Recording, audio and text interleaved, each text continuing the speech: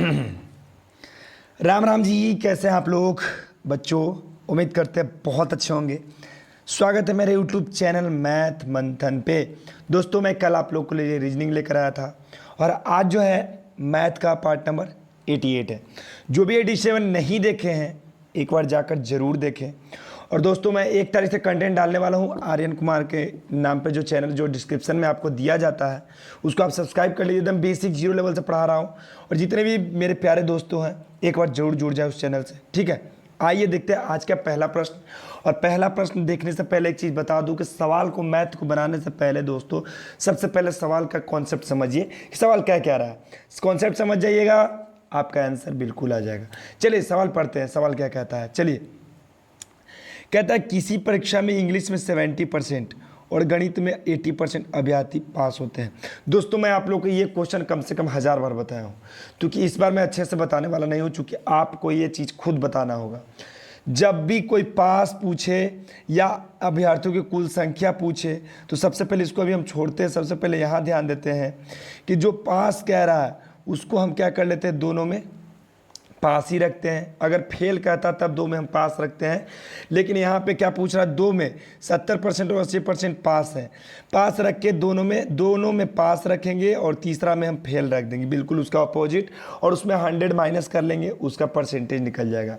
और जो परसेंटेज निकला है उसी इसके बराबर हो जाएगा, अभ्यर्थी के बराबर। समझ में आ रहा है? देखिए कैसे, बात समझिएगा। मान लीजिए 70% पास हो गया, ठीक है, प्लस 80% भी पास हो गया। फेल कितना परसेंट हुआ? 10%। कितना? 10% फेल हो गया।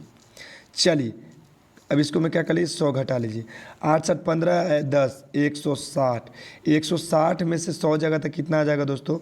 60। यानी 60% आया किसके बराबर दोस्तों? 144 अभ्यर्थियों के बराबर।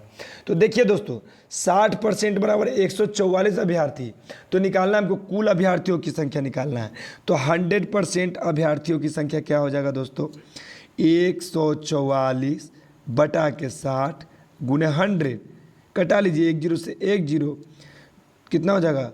6 दूनी 12, अच्छा चौको 24, 24 और 24 दहा 240। उम्मीद करते हैं समझ में आ गया होगा। देखिए थोड़ा सा एक बार और स्पीड में देख लीजिए, है ना। बात को समझिएगा, कुछ नहीं किए हैं, बस कुछ करवे नहीं किए हैं, बस देखिएगा आंसर बन जाएगा। बस ऑप्शन देखिएगा, आंसर बन जाइए। 70% 80% जोड़ने पर कितना आ गया? दोनों को पास रखेंगे आ जाएगा 150। 150 में 10% को फेल ही रखेंगे तो आ गया 160। 160 में से क्या करेंगे, 100 घटा देंगे, आ जाएगा 60%। 60% बराबर 144 विद्यार्थी। तो बताइए दोस्तों 100% बराबर कितना हो जाएगा? 144 बटा के 60 गुने कितना? 100। समझ में आ रहा है? कटा लीजिए 1 0 से 1 0, जैसे कटिए 24 छक 44 से 24 दहा 240। कितना हो गया कुल विद्यार्थियों की संख्या? 240। किस ऑप्शन में है? ऑप्शन नंबर सी में है। उम्मीद करते हैं दोस्तों आपको बिल्कुल समझ में आ गया होगा। और कहीं से कोई तकलीफ होता है अगर, तो एक बार कमेंट बॉक्स में ज़रूर बता दीजिए। और बेसिक वाले चैनल से नहीं जुड़े हैं तो एक बार डिस्क्रिप्शन बॉक्स में जाकर आर्यन कुमार के नाम से आप जुड़ जाइए। देखिए दोस्तों ये क्वेश्चन मोस्ट इंपॉर्टेंट क्वेश्चन है, बहुत ही मज़ेदार क्वेश्चन है, ध्यान से देखिएगा। दो संख्याओं का मसा और लसा यानी एलसीएम एचसीएफ से होता है। तो आपको पता होगा दोस्तों, इसका मैं फार्मूला आपको बोर्ड पर जो फेसकम वाला बताता था वो वाला मैं बताया था। एचसीएफ गुना एलसीएम बराबर होता है पहली संख्या गुना दूसरी संख्या। यही आपका फार्मूला होता है और इसी फार्मूला पे एचसीएफ एलसीएम का क्वेश्चन बनता है। एचसीएफ कितना दिया हुआ है दोस्तों? ध्यान दीजिए 19 गुना एलसीएम 342 बराबर। अब यहाँ पे कन्फ्यूजन होगा कि यदि एक संख्या 2 से विभाजित करने पर भागफल 19 आ जाता है तो पहली संख्या क्या होती है? 2 से विभाजित करते हैं तब ना, 2 से विभाजित करते हैं तब आपका 19, लेकिन 2 से विभाजित नहीं किया, उस संख्या कितना होगा? 19 दुना के 38। चूंकि विभाजित करेंगे तभी तो 19 आएगा, 38 से भागा देंगे 2 से तभी तो 19 आएगा, तो उस संख्या क्या हो जाएगा? 38 हो जाएगा। समझ में आ रहा है ना? कोई दिक्कत नहीं हो रहा है ना? जब भी पूछेगा चाहे जितना से विभाजित करे इसको से क्या कर देना है? गुना कर देना है। कंफ्यूज नहीं होना है। गुना कितना है? दूसरी संख्या। बस अब ये वाला के जगह बराबर में है तो इधर आके कुछ में आ जाएगा, भागे में आ जाएगा, है ना। इसमें इसके नीचे आ जाएगा, कटा लीजिएगा, आपका आंसर आ जाएगा 19 दूना 38, 17 दूनी 34, 171। कितना 171 किस ऑप्शन में है दोस्तों? तो आप लोग कहिएगा कि भैया ऑप्शन नंबर बी आपका बिल्कुल राइट आंसर है। नोट्स जरूर कीजिएगा दोस्तों, मैं सारे क्वेश्चन आपके एग्जाम से रिलेटेड बता रहा हूं, और जितना भी क्वेश्चन है आपके जितने भी आगामी जो परीक्षा आने वाला है, जो भी एग्जाम आने वाला है, उसमें पूछेगा ही पूछेगा। चलिए दोस्तों आगे बढ़ते, और आगे बढ़ने से पहले मैं एक बात बता दूं कि अगर वीडियो अच्छा लगता है दोस्तों तो लाइक शेयर कमेंट और सब्सक्राइब जरूर कर दीजिए, और जितने भी स्टडी ग्रुप है उसमें आप शेयर कर दीजिए, चाहे वो फेसबुक हो, इंस्टाग्राम हो, टेलीग्राम हो, जहाँ भी हो, व्हाट्सएप हो, जहाँ भी आप स्टडी ग्रुप है उसमें शेयर कर दीजिए। आइए जुड़ते हैं ये वाला, निम्नलिखित क्रमवार बट्टों की श्रेणियों में कौन सी श्रेणी एक ग्राहक के लिए सबसे अच्छी है? इसका सबसे शॉर्ट तरीका क्या है? सबसे शॉर्ट तरीका सबसे श्रेणियों के लिए, देखिए यहाँ ग्राहक के लिए होता है, पूछता है, दुकानदार के लिए पूछता है, दोस्तों समझिएगा, दुकानदार के लिए भी पूछ देगा और ग्राहक के लिए पूछ देगा। तो दुकानदार के लिए जो श्रेणी जो परसेंटेज में ज़्यादा, जितना ज़्यादा हो सके बढ़ा के परसेंटेज देंगे छूट, उसके वो दुकानदार के लिए, और जितना कम छूट मिलेगा वो जितना ज़्यादा छूट मिलेगा वो ग्राहक के लिए, और जितना कम छूट मिलेगा वो दुकानदार के लिए। तो कन्फ्यूजन नहीं होना है, यहाँ पे ग्राहक के लिए भी पूछ देगा। और देखिए मैं एग्जांपल के लिए बता दूंगा, तो यहाँ पर सबसे पहले 4 ऑप्शन किया, 30%, 20%, 10%, 25%, 20%, 15%, यानी 4 ऑप्शन है। तो यहाँ पर सबसे पहला ऑप्शन को क्या करेंगे, 30, 20, 50, 50, 10, 60। पहला कितना है 60%, 25, 15, 40, 20, 60, ये भी हो गया आपका 60%।